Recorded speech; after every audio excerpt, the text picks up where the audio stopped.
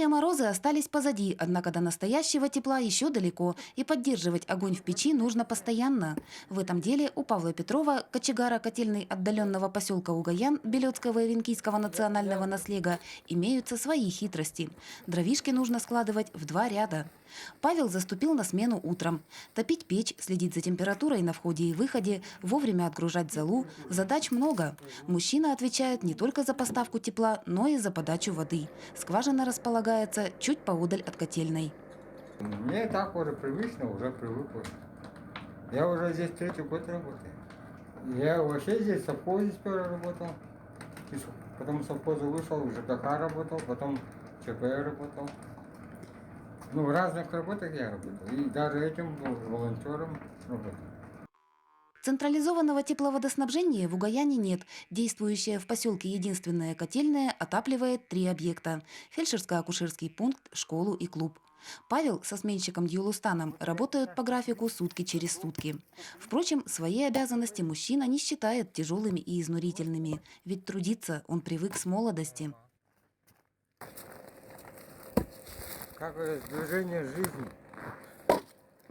Павлу скоро исполнится 50 лет. В преддверии юбилея мужчина с удовлетворением отмечает, что работает он, как и в молодости, не зная устали. Ведь работа укрепляет силы. Впрочем, ценность здоровья угаянцы осознают глубоко и заботятся о нем тщательно. У фельдшера Софьи Мачаевой и медсестры Дарьи Никитиной контакт с жителями налажен. Неоценимым подспорьем в работе медработники считают сознательность и доверие пациентов. Население знаю с малых лет. Вот, у меня молодые мамочки уже на моих глазах выросли, сейчас стали сами мамами. Зимы в Угаяне суровые, порой лютуют 60-градусные морозы. Минувшая же зима, говорят медработники, выдалась необычайно теплой. Много лет фельдшерско-акушерский пункт располагался здесь. Осенью 2021-го из старого бревенчатого дома он переехал в современное модульное здание. Ой, зима была очень теплая, у нас работа хорошая была. Вообще тепло. Ой, я нарадуюсь. Светло, тепло, все оборудование, которое нам нужно, все завезено, мебель завезена. Зимние месяцы для медработников стали относительно спокойными. Острых случаев, требующих экстренного реагирования, не было. Плановая и неотложная помощь пациентам оказывалась в полном объеме. Чаще всего у них встречается гипертония, болеет особенно давление, сахарный диабет, что-то в этом году тоже много стало. На учет 2 взяли уже. Дети болеют часто, у нас ОРВИ идет, фарингит. Стабильной в Угаяне оставалась и эпидемиологическая ситуация по распространению COVID-19. Процент охвата населения вакцинацией и ревакцинацией остается высоким. Почти что у нас 80% взрослого населения вакцинировано против ковида. Остались только те, которые постоянно проживают в тайге, к сожалению, вот они как-то остаются, потому что они редко выезжают с тайги. В марте медработникам отдаленного поселка Угаян предстоит успеть многое. Скоро закроется зимняя дорога, и выехать в соседние населенные пункты можно будет только в мае. Перед распутицей люди с хроническими заболеваниями и беременные женщины будут направлены в стационары Алдана и Нижнего Куранаха. Также предстоит пополнить запасы медикаментов и расходных материалов. Запасами заполняюсь, потому что сейчас у нас вот уже с апреля уже дорогу закроют до мая. От Алдана Угаян отделяют 60 километров. По зимнику путь занимает более 2 часов. В теплое время года в поселок можно добраться только водным транспортом. Однако фельдшер и медсестра поддерживают постоянную связь с коллегами Центральной районной больницы. Кроме того, выездные бригады ежегодно проводят в Угаяне медосмотры. Ежегодно приезжает Нижнекурнавская больница, бригада врачей, дерматологи с Алдана, психиатр приезжал, проводится диспансеризация ежегодно. На днях в Угаяне побывали сотрудники детского кабинета Алданского противотуберкулезного диспансера. Туберкулиновой диагностикой специалисты охватили все детское население поселка. Работники диспансера отмечают, что родители юных угаянцев к здоровью своих детей относятся ответственно и важность своевременного выявления возможных проблем оценивают верно. Вот вы знаете, сколько мы вот ездим, я не видела, чтобы родители отказывались. Вот, например, пишут отказ, не доверяют или что. А тут все есть. Только единственное, что не делаем, кто болеет, медотвода. А остальным все мы делаем. И вообще мне нравится в поселке выезжать. Все-таки дети здесь совсем другие. Инъекции малыши не боялись, и почти никто не плакал. Детишки знают, что пуговку нельзя расчесывать и мочить, ведь тогда она станет большой и красной. Поставив пробу манту самым маленьким, медицинские сестры отправились в школу. На прививки ребята подходили классами. По словам медработников, туберкулиновая диагностика в Угаяне всегда проходит организованно. Помимо прививок, сотрудники провели с подрастающим поколением просветительскую работу. Чем опасен туберкулез и как минимизировать риск заражения? Об этом ребята узнали из лекции. На занятия, прошедшие в рамках месячника по борьбе с туберкулезом, были приглашены ученики с 6 по 11 классы. Дети очень внимательно слушали, задавались вопросы. Ну, я считаю, что плодотворная прошла работа. В Угаяне проживают 87 несовершеннолетних. 25 малышей посещают детский сад. Садик Кюней состоит всего из 2 групп.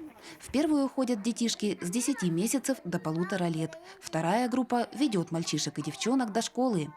Детки в садике дружные. Старшие товарищи во всем помогают новеньким, которые приходят в коллектив. В младшей группе сегодня всего 5 воспитанников. Малышей воспитатели не только обучают бытовым умениям. Внимание уделяется навыкам общения и творческому развитию. Все малыши очень разные, и скучать педагогам не приходится. Они с малых лет все понимают, им все надо знать. Дети хорошие, маленькие, они все понимают, становятся как родные и не все время вместе. Детский сад Кюней является малокомплектным, как и школа, в которой сегодня 60 воспитанников. Примечательно, что юные угаянцы стремятся получить общее среднее образование. После 9 класса уходят совсем немногие. В этом году 11 класс тоже перешли на федеральные стандарты 2-го поколения. И с осени мы переходим на новые, обновленные стандарты уже 3-го поколения. Ежегодно наши детишки участвуют в различных олимпиадах районного, муниципального, республиканского, всероссийского уровня. Да? Труднодоступность поселка, безусловно, ограничивает участие школьников в районных и республиканских олимпиадах и конкурсах. Остроту вопроса школе удалось снять. В марте этого года мы приобрели новый транспорт. Это радость для всего нашего коллектива, для всех детей наших и родителей. Школьники показывают глубокие знания и обширный кругозор. Между тем, интеллектуально-духовное развитие невозможно без литературы. Угаянцы любят читать, и библиотека пользуется спросом как у детей, так и у взрослых. Читальня является культурным и информационным центром поселка. Она занимает 1 кабинет в клубе. С установкой стеллажей он будет разделен на абонемент и читальную зону. В фонде около 3000 книг. Литературу для себя найдет каждый. Библиотекарь Светлана Евдокимова популяризирует чтение у подрастающего поколения. Она организует выставки, ведет общественную работу и поддерживает связь с культурными учреждениями района.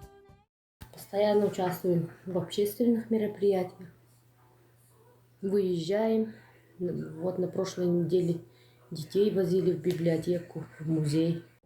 Наряду с интеллектуальным педагоги считают чрезвычайно важным творческое развитие. В 2020-м, в год 90-летия школы, в Угаяне образовался Центр детского творчества. Здание сооружено методом народной постройки. Мастерская у нас разделена на 2 части. Это для мальчиков и для девочек. В ней проходят уроки технологии. Ребята на уроках технологии, освоив навыки работы с инструментами и научившись работать с деревом, ремонтируют мебель, мастерят сувениры и предметы быта.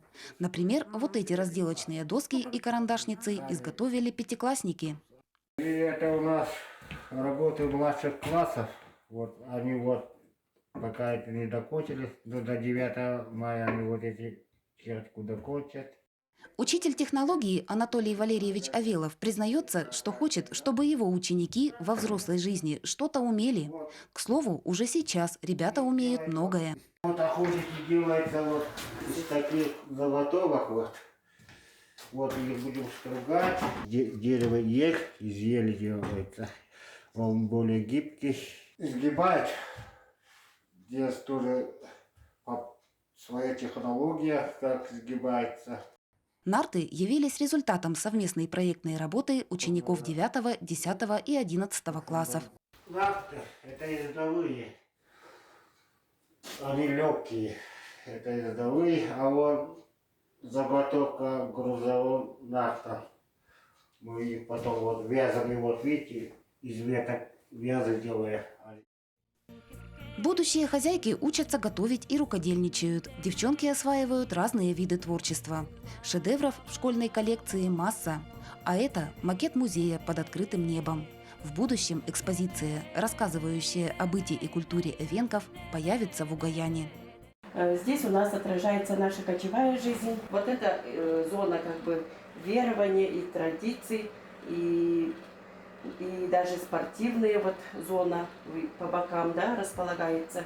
А это у нас хозяйственные постройки, где наши предки вот держали, хранили свои как бы сокровища, продукты, да, свои как бы орудия труда. Угаян славится мастерицами и рукодельницами. Расшитые бисером национальные одежды, картины, обереги из кости и изделия из бересты в коллекции Зинаиды Григорьевой бесчетное количество шедевров. Без малого 50 лет Зинаида Николаевна отдала школе, работала учительницей, затем стала директором. Сейчас она продолжает заниматься краеведением. Стараниями Зинаиды Николаевны в Угаяне был образован этнокультурный центр. Богатство музея учительница собирала по крупицам и создавала своими руками. Творчеству женщина посвящает все время. А вот этот белый олень обозначает достаток, богатство. Образ белого оленя, который у кочевого народа считается священным, занимает в творчестве Зинаиды Николаевны центральные позиции. А любимым видом деятельности мастерицы остается меховая мозаика. Краски таежного мира Зинаида Николаевна воплощает в кумаланах. Коврики у эвенков являются мерилом счастья и семейного благополучия. Свое мировоззрение они выражают в этих кумаланах. Например, 8 кумалан обозначает, что жизнь на земле бесконечна. А этот круглый коврик означает образ солнца. Недавно Зинаида Николаевна была удостоена почетной награды. Она стала первым в Белецком наследии народным мастером. По словам женщины, это заслуга всего поселка. Сейчас у мастерицы масса идей, которые она готовится воплотить в жизнь. Присвоение этого звания меня обязывает вдвойне, тройне большей нагрузки. И я рада и буду помогать в школе, мастерица. Орнаменты и узоры полны глубочайшего сокровенного смысла, в котором отражается мировоззрение и мудрость эвенков. Умение и опыт мастерица передает жительницам поселка. Она ведет занятия в клубе рукодельниц Юкте, что в переводе с эвенкийского означает «родник». В самобытной культуре воплощается поэзия природы, а вековые традиции северного народа сохраняются как в шедеврах мастерства, так и в образе жизни.